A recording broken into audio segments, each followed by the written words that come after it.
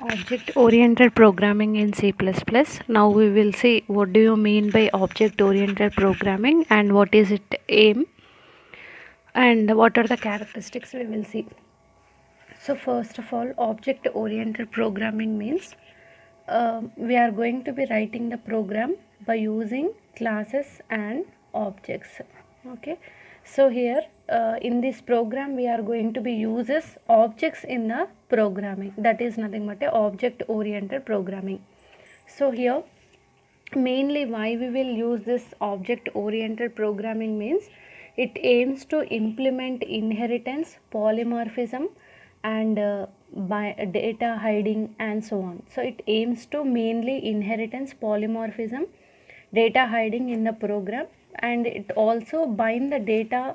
It also binds together data and functions that operate on them, that no other part of the code can be accessed this data except that functions.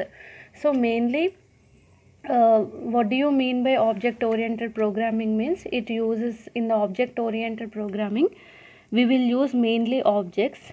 Okay, and mainly why this object oriented programming means it aims inheritance, polymorphism and also binding of the data.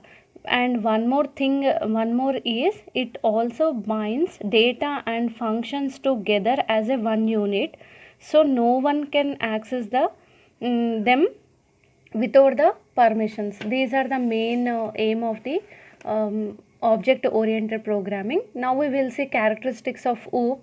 What are the characteristics of OOP? Class, object, encapsulation, inheritance, polymorphism, abstraction, dynamic binding and message passing. Dynamic binding and message passing. So these are the characteristics of the object oriented programming. Now we will see what is a class. Class is nothing but a class is a user defined type or data structure declared with the keyword class. It holds the data members and member functions which can be accessed by creating instance of that class. Simply you can say that class is a blueprint of an object. Actually class is nothing but it is a user defined data type. Class is nothing but a user defined data type, or you can say it as a data structure also you can say. Class is a user defined data type or data structure. Class can be declared with the keyword class only. Okay, class can be declared with the keyword class. It holds the data members and member functions. Class holds the variables and functions. This class variables and functions how we can access means by using the object we can access. So simply you can say that class is a blueprint of an object. Now we will see how to create a class.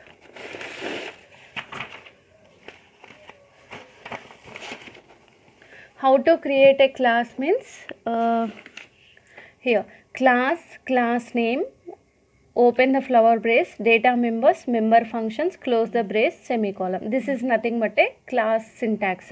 So class can be created with a class keyword. Class is a user defined data type or data structure you can say, which can have the members. Data members is nothing but a variables and it can hold the member functions also.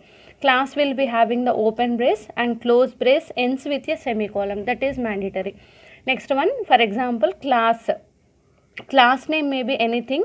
So addition I have taken, open the flower brace, int x comma y, add function, close the flower brace, semicolon. This is nothing but a class creating. Next we will see object.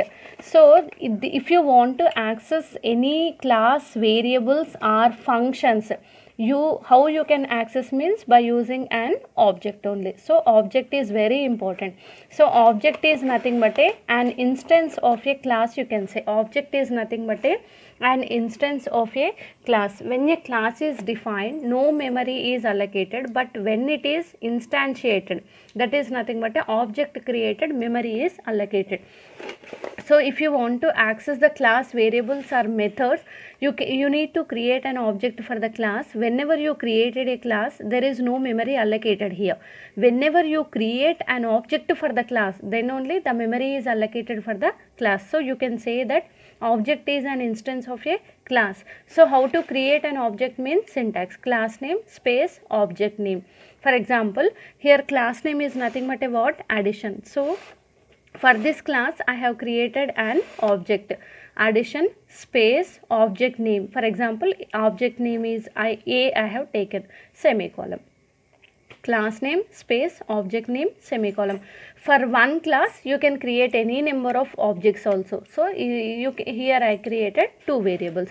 So this is nothing but a class and object. So how you can access the data members and member functions by using object in a class means by using the dot operator. So for example, here class name is addition, object name is A.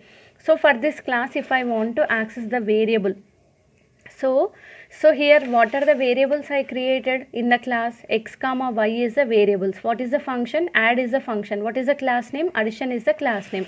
So I want to access this data member by using an object. What is my object name? A. So A dot x is equal to 10 I can give. A dot y is equal to 20. If you want to access the member function, then A dot add. So by using the dot operator you can access the class members and member functions. We will see simple program also in the next class.